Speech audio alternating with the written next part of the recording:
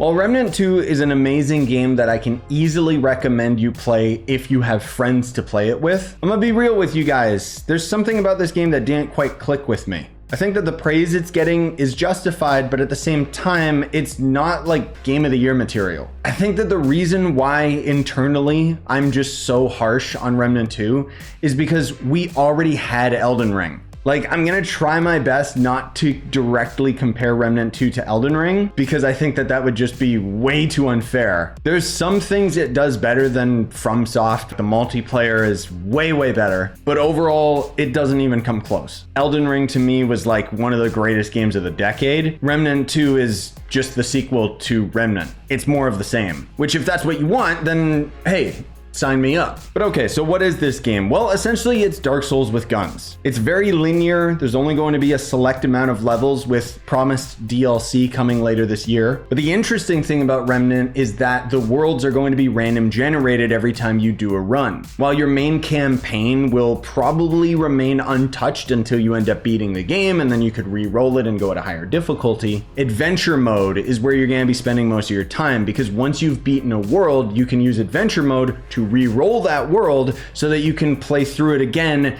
and keep all of those items in your main campaign file. But the reason you would want to end up rerunning areas in the first place is because of the sheer volume of random stuff that you can end up having per run. Like, the bosses will change, NPCs will change, quests will change. And the reason why you'll want to fight the bosses and do all these other quests is because each of the rewards are going to be different, whether it be a different gun, a different amulet, a different ring, or even armor sets. The randomness is a bit of a double-edged sword though, because you could get terrible generation your first playthrough like I did. Like, it was really discouraging to feel like I had to re-roll an area over and over just to get good gear versus getting good gear my first time because I was lucky and then re-rolling the area just because I wanted to test out that gear. With that said though, the gear that you use is going to depend on your own playstyle, and you can easily beat this game with the default weapons. There are different classes you can choose at the start of the game, and as you progress through the game, you can unlock more classes that you'll be able to either start a new account with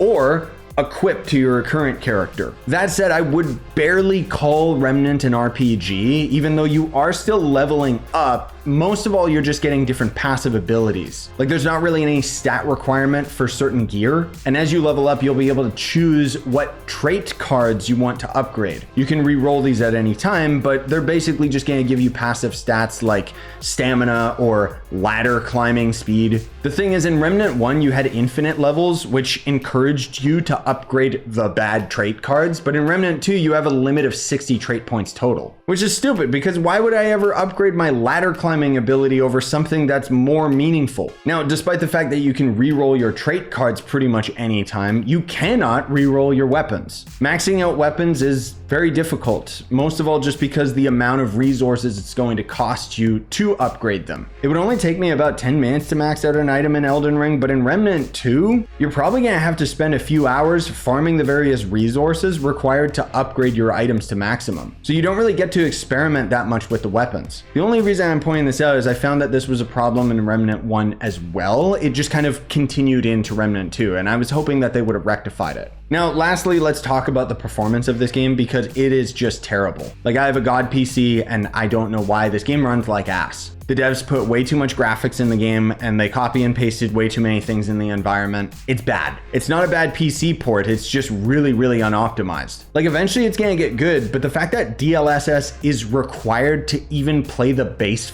game, that's stupid. I think that the main reason Remnant 2 just wasn't fun 100% all the way through the entire game for me was because of the gunplay. Like, the gunplay is really good, but in comparison again to Dark Souls or Elden Ring, when you get a new piece of weaponry, usually it'll end up having a completely different attack animation and even a special move. This game, it doesn't really change up that much because at the end of the day, it's just another gun. Just, oh, this one shoots out discs, or oh, oh, this one shoots out electricity. Like, that's it. The moveset doesn't change. And because of this, controversial opinion, I found Remnant 2 to be really easy. Like, there's something to be said about the bosses in this game. They're definitely amazing challenges, but I found that I would recognize their attack patterns way faster than I would in a game like Elden Ring or Dark Souls. And I think that the main reason for that is because of the limitations of, well, the only offense that you can do is stand still, aim down your sights, and shoot. And because of this, almost every single boss in the game kind of had to follow a very restrictive rhythm. I mean, that said, I still died a lot, obviously. You know, things are gonna one-shot you in this game for sure. It's not that it's not challenging, it's just that there's not enough variance to it. So once I kind of understood that, I just was able to get through the game pretty quickly. But with all that said, what do I have to say about this game in terms of an arbitrary score? Honestly, I'm gonna give it a 3 out of 5. Personally, again, something about this game just didn't quite click with me. I had a lot of fun with it,